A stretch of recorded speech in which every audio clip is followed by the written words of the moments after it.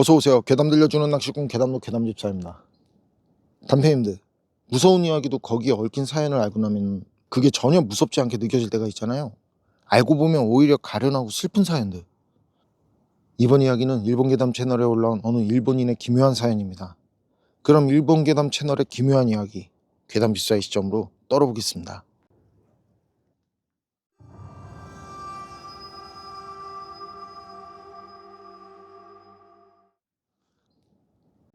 제가 소름 돋는 오싹한 얘기 하나 해드릴게요. 저는 친가가 서울외곽 군마현 작은 시골 마을이고요. 3년 전쯤 대학 졸업을 한 뒤 취업 전에 잠깐 본가에 갔을 때 경험한 일이에요. 그때 연말부터 새해까지 우체국에서 알바를 했었거든요. 고등학교 2학년 때부터 방학이면 언제나 그 우체국에서 알바를 해왔었거든요. 마을 자체가 작기도 하고 해마다 그렇게 알바를 해서요. 우체국 배달 루트는 거의 기억하게 됐고 그 덕분에 직원분들도 제가 가면 알바가 아닌 현역이라고 늘 살갑게 대해주시고 좋아들 해주셨어요. 그리고 그 애는 그때 처음 알바를 하게 된 사토시를 알게 됐고요. 집배과 과장은 그런 사토시를 제게 맡기면서 2, 3일 정도 같이 배달을 하면서 배달 루트를 알려주라고 그러더라고요. 근데 그 사토시라는 친구 저랑 나이도 동갑이고 저처럼 술도 좋아해서 말이죠. 배달 루트를 알려준 뒤에도 같이 만나서 어울리다 보니까 금방 친한 친구 사이로 지나게 됐거든요. 사람이 참 좋더라고요. 유쾌하고 가끔 싫은 소리를 듣거나 밖에서 안 좋은 일이 있어도 늘 웃음을 잃지 않는 그런 친구였어요. 그리고 당시 사토시는 50여 곳 정도만 배달하면 됐거든요. 근데 거기가 가구 수는 적지만 배달 장소랑 배달 장소들이 서로 엄청 떨어져서 시간이 많이 걸리는 곳이었어요. 소위 뚝 떨어진 곳이라고 부르는 지역이고 다들 가기 싫어하는 분위기라 신입 되면 넘겨주는 식으로 여하튼 그런 곳이었다는 거죠. 그리고 사건이 일어난 건 사토시가 알바를 시작하고 한 보름인가? 정확히는 몰라도 어쨌든 한 달이 안 됐을 때라는 건 분명해요. 저랑 사토시는 우체국에 돌아갈 때면 늘 버스 정류장 옆 그 자판기에서 만나서 같이 돌아갔거든요. 근데 그날 사토시는 다른 날하고 좀 많이 달랐어요. 평소 때 같으면 4시에서 4시 30분 사이면 왔었는데 그땐 5시가 넘어도 오지 않는 거예요. '왜 이렇게 늦지?' 하고 시계를 보니까 5시 30분쯤 됐어요. 그때 멀리서 사토시가 뭔가에 쫓기는 듯 미친 듯이 자전거를 타고 달려오는 모습. 그리고 바로 제 눈앞에 선 사토시는 눈까지 붉어질 정도로 울고 있었어요. 불안해하고 공포에 떨면서. 그리고 길에서 굴렀는지 어쨌는지 뭐 얼굴이며 옷이며 자전거가 다 흙투성이었어요. 몰골이 말이 아니더라고요. 전 울고 있는 사토시한테 왜 그러냐고 무슨 일이냐고 물었죠. 그런데 계속 뒤를 돌아보고 주변을 둘러보면서요. 위험해, 위험해, 위험해. 이렇게 이 말만 계속 반복하는 거예요.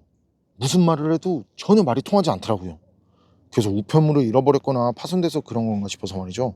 우선 우체국으로 가자고 그렇게 말하고 사토시를 억지로 안정시킨 뒤 우체국으로 데리고 왔어요. 우체국에 도착해서 들어가니까 사토시의 흉한 모습을 본 집배과 과장이 무슨 일이냐면서 혹시 우편물이라도 잃어버렸냐면서 이런저런 것들을 물어봤거든요. 그런데 사토시는 처음엔 말을 못하고 계속 벌벌 떠는 거예요. 그러자 사람들이 몰려들면서 안심을 시키니까 그제야 사람들을 천천히 훑어보고 말을 하더라고요. 우편물은 전부 제대로 배달했다고 말이죠. 그럼 뭐가 문제냐고 무슨 일이 있었냐고 집배과 과장이 다시 묻더라고요. 그런데 사토시는 믿어주지 않을 거라는 말을 하더라고요. 그러니까 다른 직원들도 사토시한테 이것저것 물어본 거죠. 괜찮다고 말해보라면서. 근데 그때도 사토시는요 고개를 떨군 채로 말해도 믿어주지 않을 거란 말만 반복하더라니까요. 근데 그중 한 명이요 혹시 새까만 허수아비를 본 거냐고 물었거든요. 그러니까 그제야 사토시가 천천히 고개를 들어요. 그러고는 따로 뭐라 말은 없고요. 그걸 물어본 사람을 보면서 힘없이 작게 고개를 끄덕여요. 그러니까 이어서 다른 직원 하나가 숲에서 본 거냐고 아니면 시냇가 쪽에서 본 거냐고 또 그렇게 물어봐요. 그러니까 사토시는 아주 작게 양쪽에서 모두 봤다고 말을 하더라고요. 사토시 배달 루트에는요 마을 끝자락에 있는 집에서도 다시 1km 정도 떨어진 집이 있거든요. 거리도 거리인데 그 집에 가려면 어두운 숲을 지난 뒤에 작은 시냇물을 건넌 다음 또 밭 중간을 지나야 한단 말이에요. 솔직히 마을에서도 그런 곳에 왜 집을 지었냐고 할 정도로 그렇게 외진 곳이란 말이죠. 그리고 그 집에 가려면 가로질러 가야 하는 그 밭에는 사라진 흉가가 하나 있었어요. 그 집이 20년 전쯤에 불이 났다는 모양이었어요. 그 화재로 결국 어린아이랑 그 아이의 할머니, 할아버지가 죽었다고 그래요. 할아버지는 아이를 병원으로 데려가다가 숲길에서 힘이 빠져서 그대로 쓰러져서 죽었고, 할머니는 검게 탄 채 그 시내가에서 발견됐다고 하더라고요. 아이는 구급차로 근처 병원까지 이송됐지만 안타깝게 병원에서 손을 쓰기도 전에 숨을 거뒀고 말이죠. 그리고 그때 직원들 중 몇몇이요, 할아버지는 그때까지도 아이를 찾고 있고 할머니는 그때까지도 계속 불을 피해 도망 다니고 있는 것 같다고, 거기서 사토시처럼 새까만 허수아비를 봤다는 말을 하더라고요. 그리고 그 말을 이어 사토시도 이런 말을 했었어요. 처음에는 그냥 허수아비인 줄 알았다고. 그런데 새까만 머리가 눈에 띄더라고. 머리카락만 새하얀 색이었다고. 그 말을 들으면서 저도 처음 거기 갔을 때를 기억해 봤어요. 그리고 제 기억 속엔 확실히 그 밭에는 허수아비 같은 건 없었어요. 그렇지만 딱 한 번 그 근처 시냇가에서 말이죠, 검은 허수아비가 떠 있는 걸 본 것 같은 그런 기억이 나더라고요.